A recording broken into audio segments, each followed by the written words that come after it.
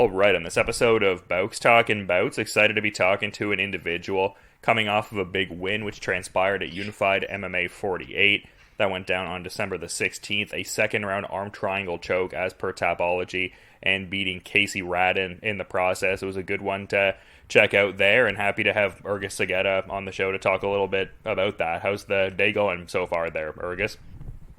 Good. Not too bad.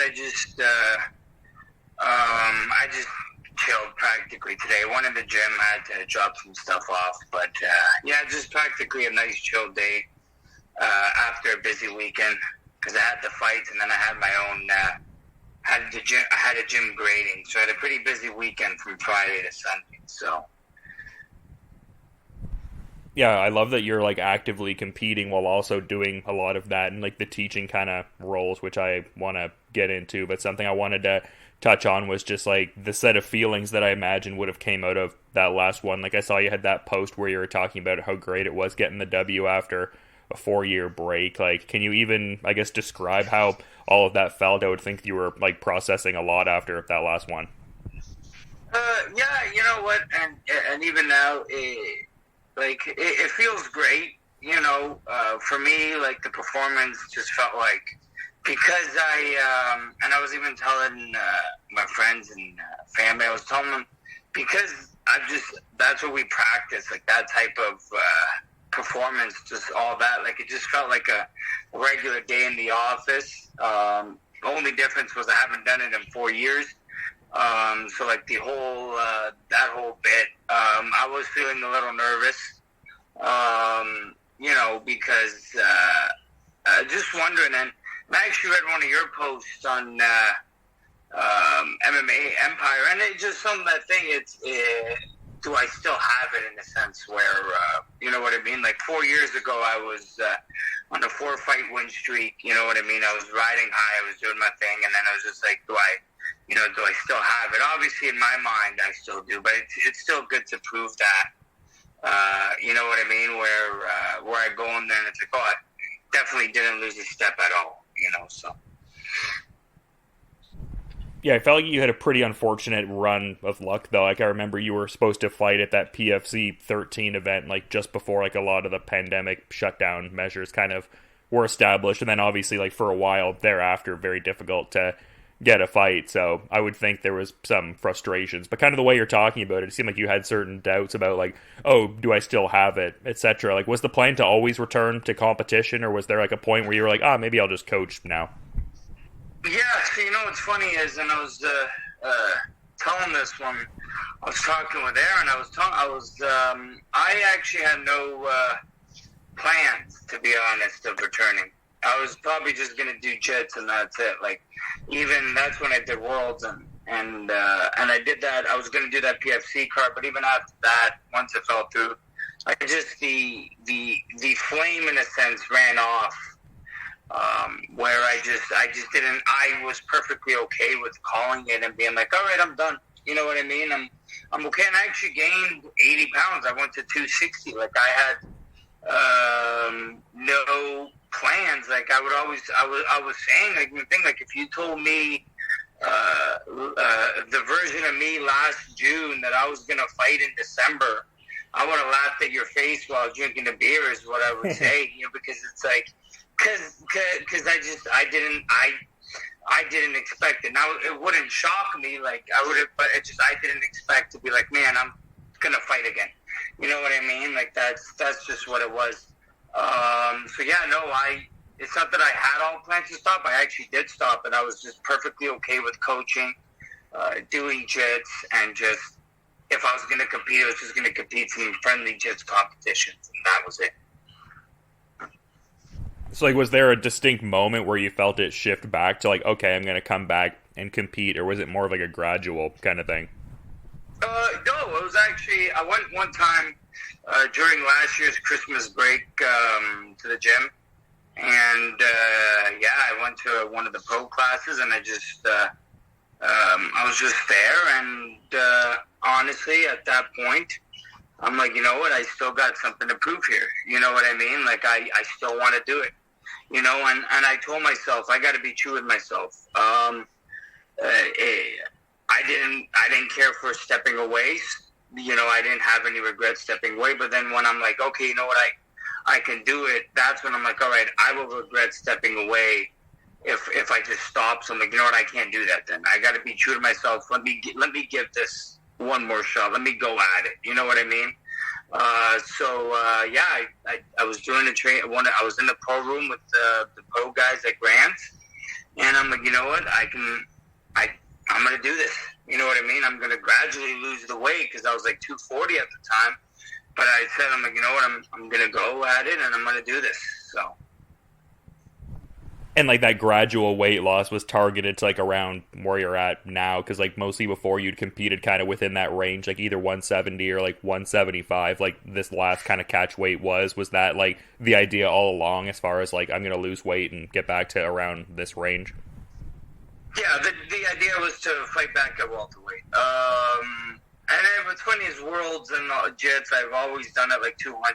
Like Worlds, I did at 215.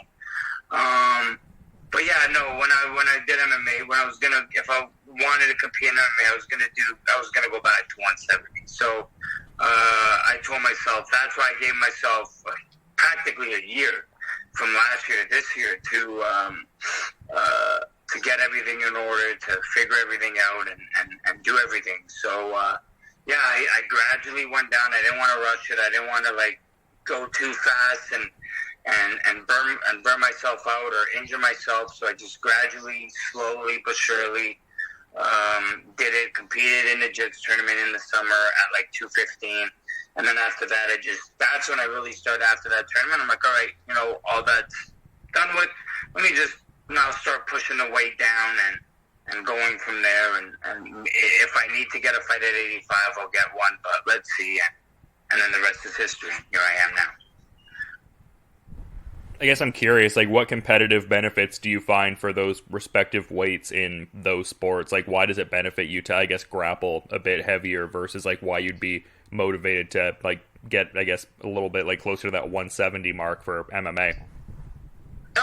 Well, I've said it, I don't mind grappling guys that are, like, twice my size, even though some of them are strong and jacked.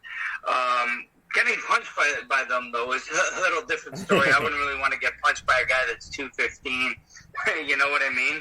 So that's why I'm like, yeah, I'll stay around my weight at 170 at, like, welterweight for that. Even middleweight, like I tell you, like, I wouldn't, like, some of those middleweight guys are just huge.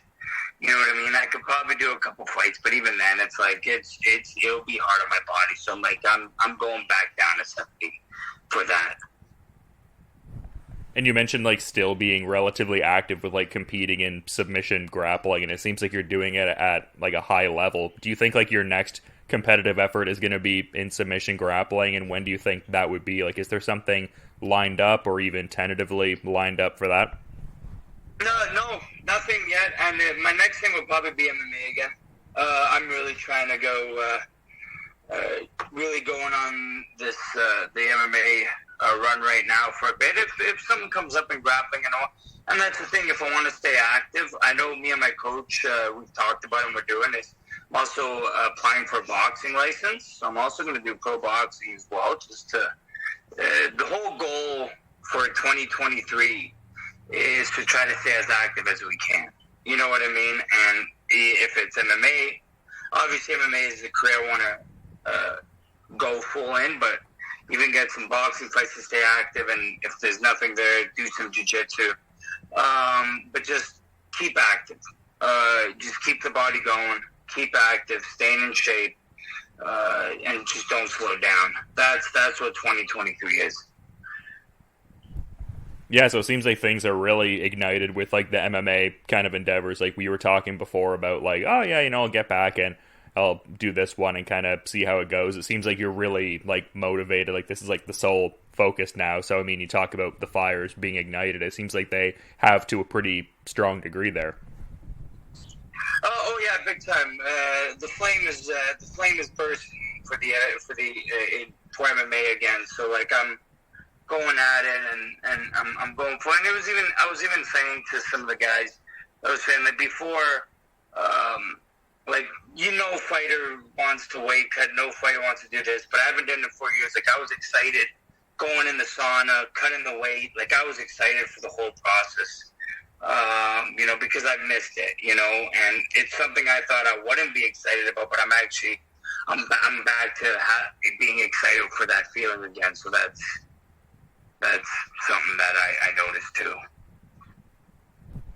And as far as like what the next promotion would be, like, do you think it would be another unified MMA fight, or maybe like a more local circuit? Like, I know Prospect is doing a show in March. Like, obviously BTC does a lot of shows. Have you kind of thought about that, or just kind of whatever pops up and seems like a logical next option? Yeah, well, we're signed with Unified, so most likely be Unified. So, but and again, it depends on what's going on. Right now, I think this week my coach is going to talk to the guys, but right now it's just relaxing, enjoying. Christmas is coming up, so enjoying the holidays and just going from there. But yeah, after I think going in the new year, it's back to the plan, and it'll probably be another unified fight again. Most likely it will be, so. Yeah, well, I mean, congrats on the deal. I wasn't privy to that, but I mean, fair enough. It seems like there's a lot of great, impactful moments throughout the year to kind of like look back on and appreciate as we're getting closer to the holiday season. Like, I saw in the summer you got your BJJ black belt there, and how that was like a surreal moment for you, as how you described it there. Like, can you kind of talk about the feelings of, getting to that level? Because obviously you had like a lot of like world title accolades and no gi as like a purple belt and everything like that, and have been on the scene for a while. So like, how did it feel to get to like black belt status? You know what? I've always said you don't really think about it until you're like a 4-stripe brown belt. Like, I personally never really thought about it until I was like at like 4 stripes, 2 to 4 stripes, and I'm like, oh, I'm here now. You know what I mean? Like, it is pretty surreal to think like I'm there now. Like, from where I started, I wasn't like, I wouldn't think. You'd always think, oh, I want to get my black belt, but then as you get on the journey, you're never like, oh, that's the goal, because it is a long process. So yeah, it is a very surreal journey. Like, even when I had it, like, I couldn't, you know what I mean? I had to process it for like a few days to be like, oh, I'm a black belt now, so it's pretty cool in that sense. Yeah, absolutely. And yeah, I mean, it's just a great year for sure, like I was saying before. And I mean, yeah, a lot of great things on the horizon still, it seems like. But something I thought was cool too, because like you were talking before about like doing some like belt grading and stuff like that. I think it's interesting, like the scale at which you also coach as well. Like, it seems like a lot of fighters you are in that role with, like Adam Asenza, it seems like you're able to like impart a lot of great technique to him and everything like that. Like, how much does that inform your own individual journey and growing your own skills competitively? I probably wouldn't even like be, I would say, as skillful, but coaching definitely helps that. Teaching definitely helps that. I even say like, even like when I go with some of my students, I'll do like privates with them. Like, I will use those moves that like it helps me because it's moves that I use too. It's funny, the move, the arm triangle that I got, the setup that I got with in my fight, like, all my students that came to watch it, they're like, oh yeah, once you got it on, it's over. We knew it was over because it's like, I've shown that setup and that move hundreds of times, you know what I mean? And it's something that I practice myself. So absolutely, like, teaching and coaching and helping others has helped me and has helped my technique 100%. And it looked like you were quite happy with the performance, as you should be. I mean, you hit that like Ric Flair strut after the win, like kind of how you did in like the Rec MMA days sort of thing. Like, how much did that fight align with, I guess, what you wanted out of the performance? Like, was that like the most idealistic performance you felt you could have had in that situation? Are there things that you're going to be like picking apart and studying in a certain way upon like watching the tape? Like, how do you feel about all that? That was actually exactly how we wanted it. laid out. There was a little bit like certain things that I didn't expect to be headbutted in the first 5 seconds, but that's the fight game that happens. He didn't do that intentionally. He was throwing a punch, and he ducked in, and I came up, and we collided heads. But in general, like grappling-wise and just pressure-wise and just keeping him on the cage and never letting him get offensive, because he is a good offensive fighter, and he wanted to probably create a crazy scramble and a brawl. We didn't let that happen, and that's exactly how we game planned it. Even on the ground, like ground and pound, and just keeping him active, keeping him working, never having him have a break. It's exactly how I was practicing in camp, and that's how I laid it out in the fight. So yeah, no, I'm very happy with my overall performance in that fight.